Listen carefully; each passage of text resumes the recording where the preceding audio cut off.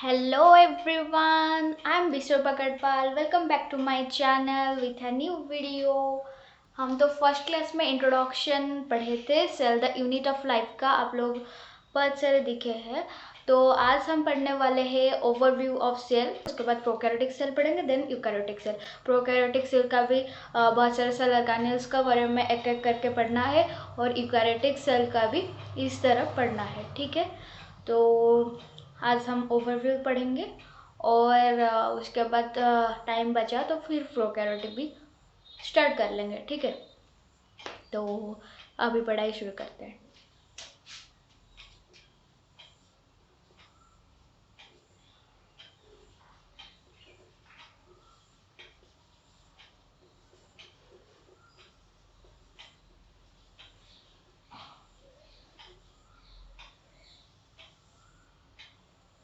An overview of cell. Okay, living content of cell is called dash.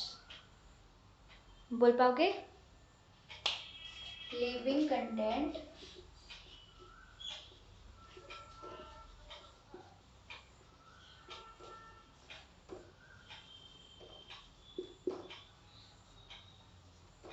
is called dash.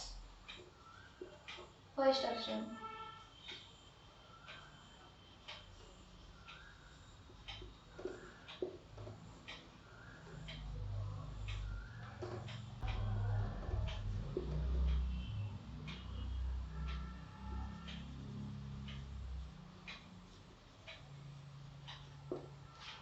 इनमें से living content of cell कौन है? ये answer होगा protoplasm. Okay, क्या होगा आंसर? प्रोटोप्लाज्म। ये याद रखने वाला चीज है, ठीक है। लिविंग कंटेंट ऑफ सेल क्या है? प्रोटोप्लाज्म है। आप लोग कितने लोग बोलेंगे कि साइटोप्लाज्म भी है फिर प्रोटोप्लाज्म भी है, फिर तो साइटोप्लाज्म भी हो सकता है। साइटोप्लाज्म एंड प्रोटोप्लाज्म में बहुत लोग कंफ्यूज रहते हैं, तो मैं एक क्लियर करती हूँ उसमें कि साइटोप्लाज्म अलग है और प्रोटोप्लाज्म अलग है, ठीक है। प्रोटोप्लाज्म क्या है? न्यूक्लियस प्लस साइटोप्लाज्म, वो है प्रोटोप्लाज्म। लेकिन साइटोप्लाज्म के साथ प्रोटोप्लाज्म इक्वल नहीं हो सकता, ठीक है। उसके ऊपर मैं आगे मैं पढ़ाती हूँ, ठीक है। तो ये रहेगा protoplasm, living content of cell. अगर ऐसा टाइप का आपको क्वेश्चन दे देगा और इसमें आप अच्छे से नहीं पढ़ के जाओगे तो आप लोग कंफ्यूज हो जाओगे कि प्लाज्म प्लाज्म प्लाज्म न्यूक्लियोप्लाज्म है, साइटोप्लाज्म है, प्रोटोप्लाज्म है, प्लाज्म प्लाज्म था, कौन सा प्लाज्म होगा, ठीक है। तो इसलिए आपको याद रखना चाहिए पूरा protoplasm, living content of cell is called protoplasm, बस। ओके, ये क्या है हम पता चल गया। अभी term protoplasm was given by dash.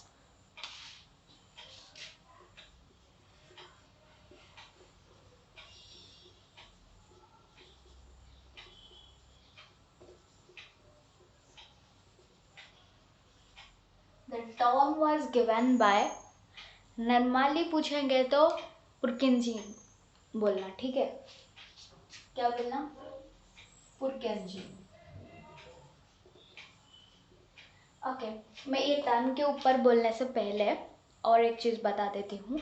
एक साइंटिस्ट आए थे जिनका नाम है दुजारदीन, ठीक है। क्या है? दुजारदीन।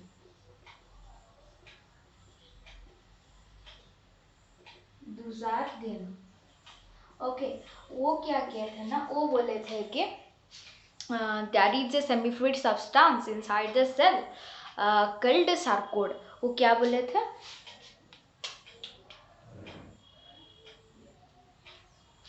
There is a semi-fluid substance, there is a semi-fluid substance inside the cell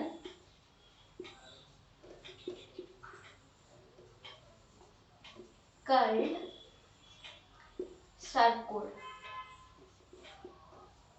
okay, यही जो sarcode था उसको पुरकिन जी ने क्या किया, पुरकिन जी उसको रीनेम्ड कर दिया और प्रोटोप्लाज्म बोल दिए।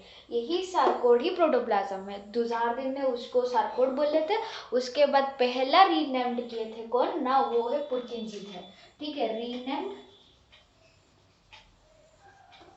अस प्रोटोप्लाज्म बाय पुरकिंसी।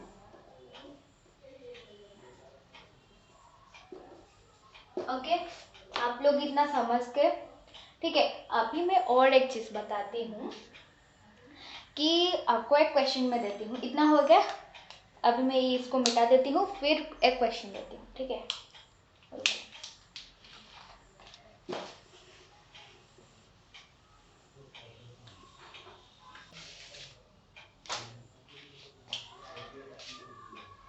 In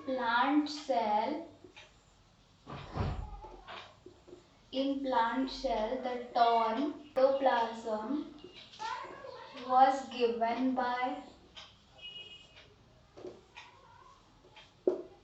ऑप्शन 1, ठीक है।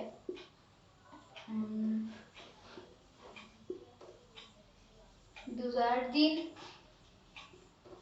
रॉबर्ट ब्राउन,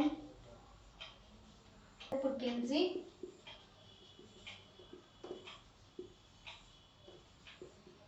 डी है वॉन मोल। ओके, तो बहुत सारे बच्चे बोलेंगे कि पुरकिंसी ने, क्योंकि आप बोले कि the term protoplasm was given by Purkinje. पहले बोली थी कि क्या the term protoplasm was given by Purkinje. Okay, तो ये भाई गलत हो गया। क्यों? क्योंकि मैं तब ये नहीं बोली थी कि वो प्लांट सेल में किए थे या फिर एनिमल सेल में किए थे। इधर क्वेश्चन क्या है? प्लांट सेल में है। इधर क्वेश्चन क्या है? प्लांट सेल में। तो टर्म प्रोटोप्लाज्म कौन दिए थे प्लांट सेल में? उसका आंसर होगा बोन मोल। और अब अगर आप पुरकिंसी कर देंगे तो वो गलत हो जाएगा, ठीक है। तो पुरकिंसी ने प्रोटोप्लाज्म किधर दिए थे? The term protoplasm in animal cell में दिए थे। किधर दिए थे? एनिमल सेल में। वोन मोल ने प्लांट सेल में दिए थे। ओके, और दुजार्दिन क्या दिए थे? सार्कोड। आपको याद रहेगा। और आपको पता है रॉबर्ट ब्राउन क्या दिए थे, वो मैं आगे में जाकर बता दूंगी। ओके, अभी सुन लो, ये न्यूक्लियस दिए थे, ठीक है। अच्छा लगा ना क्वेश्चन? मैं इसे क्वेश्चन के तरह पढ़ा दूंगी और जितना कंसेप्ट है वही कंसेप्ट होता है, ठीक है। उसको याद रख लेना, ठीक है। Okay, next thing, in eukaryotic cell, okay, in eukaryotic cell, मैं अभी आपको एक चीज क्लियर कर देती हूँ। जो प्रोटोप्लाज्म और साइटोप्लाज्म के बीच में आप जो कंफ्यूजन है वो मैं बता देती हूँ, ठीक है। देखो, ये अगर एक सेल है, ठीक है, ये क्या बन गया? मेरा डबल हो गया भाई। ओह माय गॉड, गया गया गया। अब मेरी तरह इतना गोल नहीं बुलाना है, ठीक है। मैं ज्यादा राउंड करके खराब कर दी। ये बन गया सेल, ठीक है। इसके अंदर एक न्यूक्लियस रहता है, आपको पता है क्या है ये हो गया न्यूक्लियस। ओके, ये न्यूक्लियस हो गया, तो उसका अंदर क्या रहता है? ये क्या पार्ट है? ये है साइटोप्लाज्म। ओके, ये दोनों को मिलाकर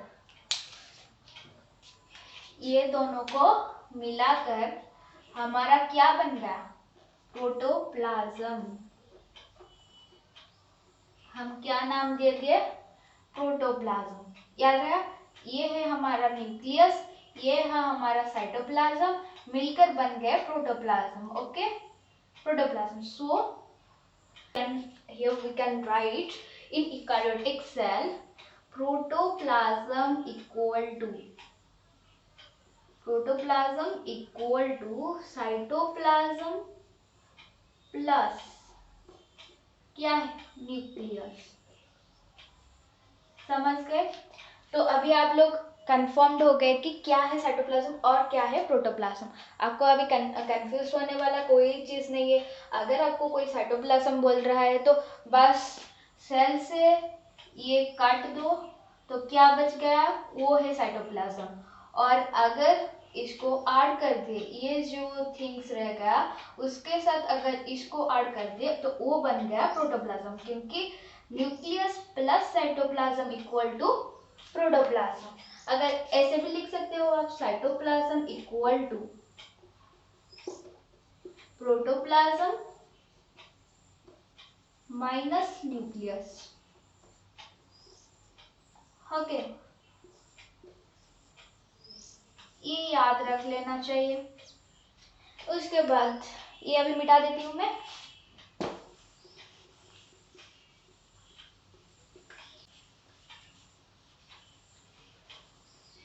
और एक चीज, सिग्निफिकेंस। अभी हम देखते हैं significance of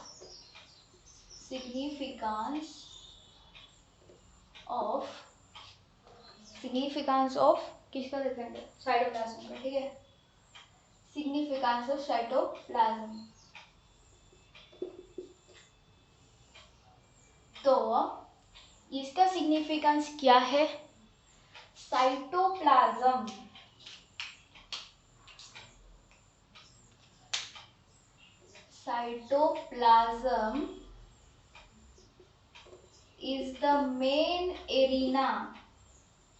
is the main arena of all cellular activities।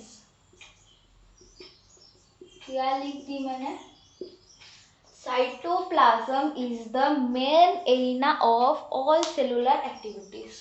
तो आप लोग सोच रहे होंगे क्या इतना बड़ा सा एक सिग्निफिकेंस बोल दे, क्या cytoplasm is the main arena of all cellular activities. तो आप लोग को कोई टेंशन नहीं है, मैं अभी बताती हूँ कितना इजी हो जाएगा आप लोग को कि क्या मैं लिखी हूँ। एरिना का मतलब है site, okay. All cellular activities, इसका मतलब क्या है, मतलब है मेटाबॉलिज्म।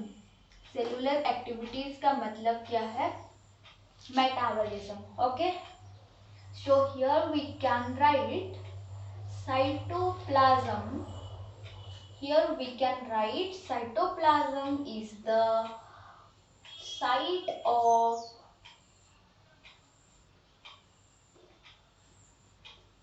metabolism।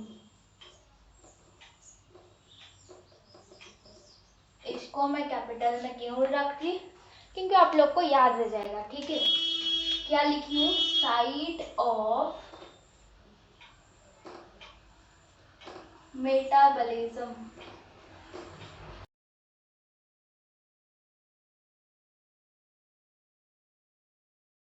समझ गए कि अगर आपको एक क्वेश्चन आ जाएगा कि the site of metabolism is dash, cytoplasm, direct answer हो गया कि नहीं।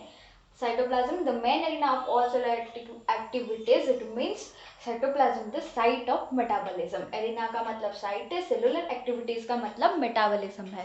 अभी हम देखते हैं significance of protoplasm. Okay, significance of protoplasm. तो एक साइंटिस्ट आगे, हक्सले नाम का, ठीक है, क्या नाम का, हक्सले। उन्होंने बोल दिए कि protoplasm is the physical basis of life. क्या बोले, protoplasm is the physical basis of life.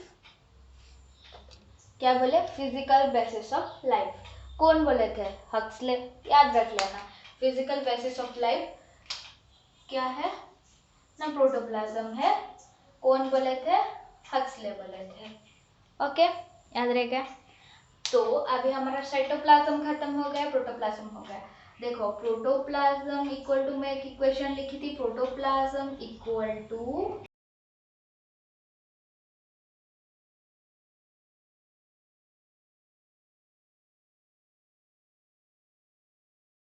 ये लिखी थी कि नहीं, लिखी थी। तो ये जो था प्रोटोप्लाज्म, अभी गया सिग्निफिकेंस उसका, प्रोटोप्लाज्म का। साइटोप्लाज्म का भी मैं लिख ली। ओके, अभी आ गया न्यूक्लियस। ओके, न्यूक्लियस के ऊपर थोड़ा पढ़ लेते हैं, मिटा देती हूँ ये। कैसा लग रहा मेरा पढ़ाई? अच्छा तो लग रहा, समझ में आ रहा ना? नहीं आएगा तो कमेंट बॉक्स में बता देना, मैं सब समझा दूंगी नेक्स्ट क्लास में, जो भी आपका डाउट रहेगा, ठीक है? तो अभी हम क्या पढ़ेंगे? न्यूक्लियस। तो पहला बात, मैं आप लोग को पहले बोल चुकी हूँ कि रॉबर्ट ब्राउन कौन डिस्कवर किए थे? रॉबर्ट ब्राउन, लिख लो वही चीज, रॉबर्ट ब्राउन ने डिस्कवर किए थे। लेकिन कहाँ से डिस्कवर किए थे? याद है? मेरा तो निकल आता है आंसर, याद है क्या? ओके, मैं बता देती हूँ। रूट सेल ऑफ ऑर्चिड,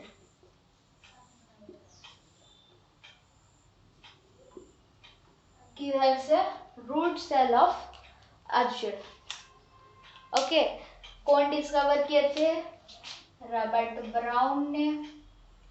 कहाँ से डिस्कवर किए थे? In root cell of orchid. Okay, ये बन गया न्यूक्लियस। और इसका सिग्निफिकेंस क्या है?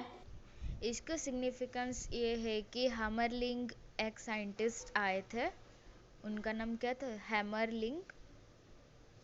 वो बोले कि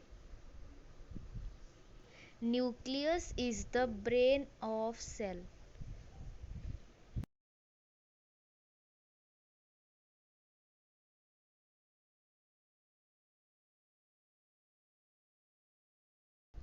आप लोग अभी सोच रहे होंगे brain of cell, brain of cell का मतलब क्या है? ब्रेन का मतलब क्या है?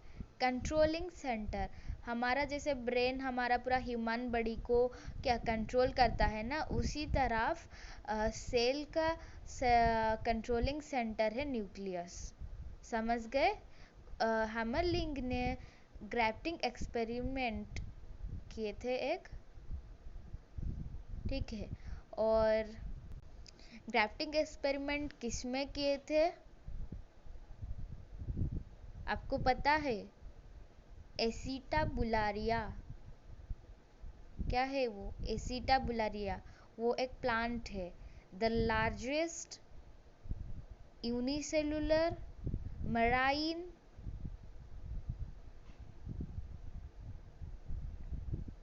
Green algae। क्या है वो? The largest unicellular marine green algae।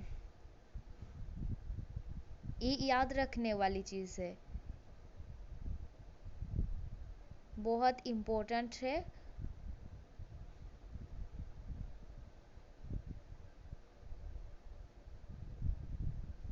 क्या है? यूनिसेलुलर और लार्जेस्ट है, ठीक है? ग्रीन algae भी है। अगर क्वेश्चन आएगा कि largest unicellular green algae, then Acetabularia होगा। तो ये सारा हो गया, मैं मिटा देती हूँ।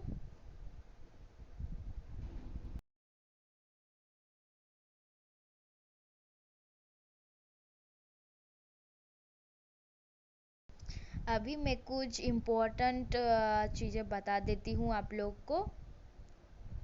First point, the smallest unicellular organism. The smallest unicellular organism क्या है, पता है? आंसर है माइकोप्लाज्मा। द स्मॉलेस्ट यूनिसेलुलर है माइकोप्लाज्मा। उसका अदर नेम क्या है? पीपीएलओ। पीपीएलओ का फुल फॉर्म पता है? PPLO, pleuropneumonia like organism. Pleuropneumonia like organism. Okay, then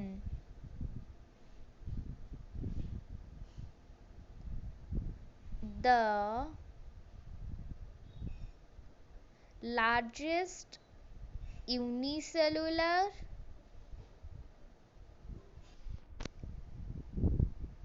organism,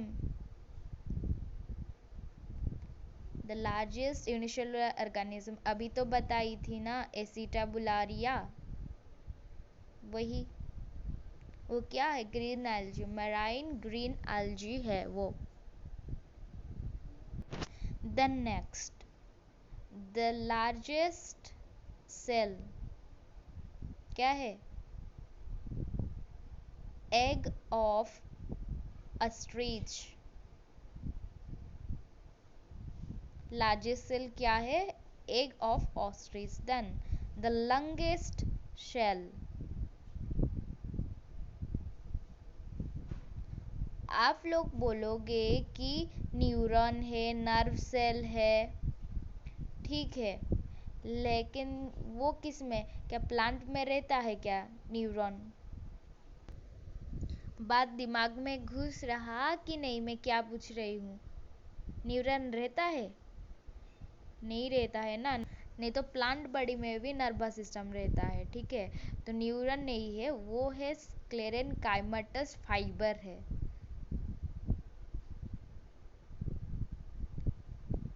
the longest cell neuron और नर्व सेल, ये किस में है? एनिमल में। और प्लांट में क्या है? स्क्लेरेनकाइमेटस फाइबर।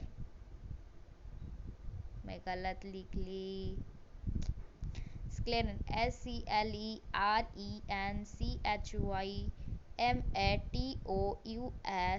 फाइबर, ये किस में? प्लांट में, ठीक है। ये सारा चीज याद रखने वाली है। ओके, अभी एक क्विक, स्मॉलेस्ट यूनिसेलुलर तो आ जाएगा, तो माइकोप्लाज्मा और पीपीएलओ याद रख लेना। और क्या है ये? Smallest unicellular. Then largest unicellular आ गया। लार्जेस्ट यूनिसेलुलर होगा तो कौन होगा? एसिटाबुलारिया, ग्रीन एल्गी, ठीक है। ये सारा चीज बहुत इंपॉर्टेंट है। Then largest cell, egg of ostrich, longest cell in animal, neuron or nerve cell, in plant, sclerenchymatous fiber, ठीक है। इतना याद रह गया। मैं आप लोग के लिए एक क्वेश्चन देती हूँ, ठीक है, वो मेरे को कमेंट बॉक्स में बताना, ठीक है। देख लो क्या क्वेश्चन है। The smallest multicellular organism, the smallest multicellular organism is dash, क्या है ये बताना कमेंट बॉक्स में। नहीं आएगा तो कोई बात नहीं, मैं नेक्स्ट क्लास में बता दूंगी, ठीक है। ये आपके लिए रहा, the smallest multicellular organism.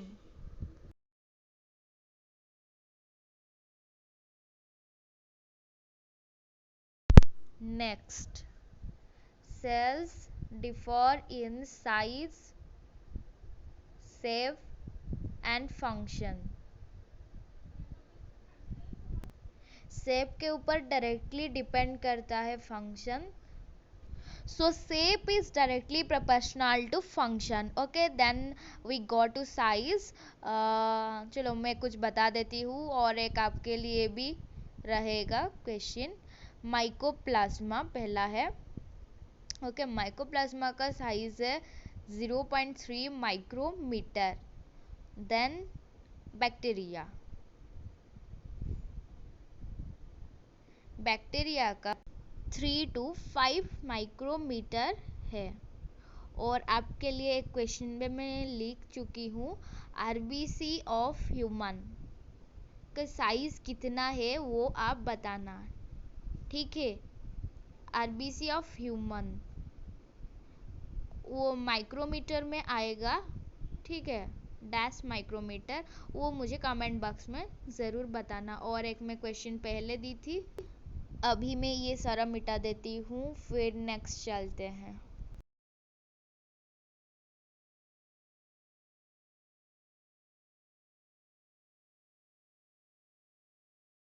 Next आ गया types of cells.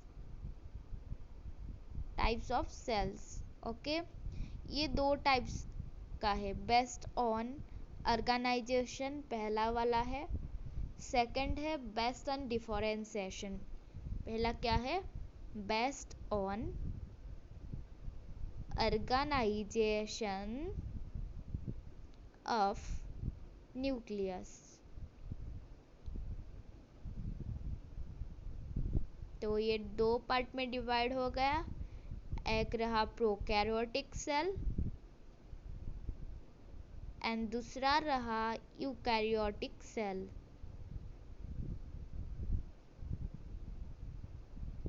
Okay, prokaryotic cell का प्रो का मतलब क्या है? प्रीमिटिव टाइप का सेल है ये, ठीक है। न्यूक्लियस भी not well organised, so nucleoid बोलते हैं ना उसको। और cell organelles are not present, okay, मतलब कि एब्सेंट है सेल बाउंडेड ऑर्गेनेल्स भी, organelles absent, okay. Then eukaryotic cell में उसका जस्ट अपोजिट है, मतलब कि nucleus well organised, nucleus well organised and cell bounded organelles are present.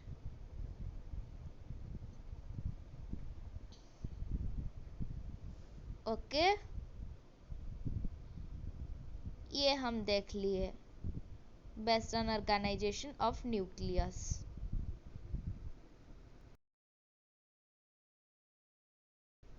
ये अभी मैं मिटा देती हूँ, फिर और एक बेस्ड ऑन लिखेंगे सेकंड वाला, ठीक है। सेकंड वन आया based on differentiation of nucleus. ये अभी 4 पार्ट में डिवाइड हो जाएगा, ठीक है। पहला है यूनिट डिफरेंशिएटेड। क्या है? Unit differentiated, then differentiated, then dedifferentiated, dedifferentiated, then redifferentiated,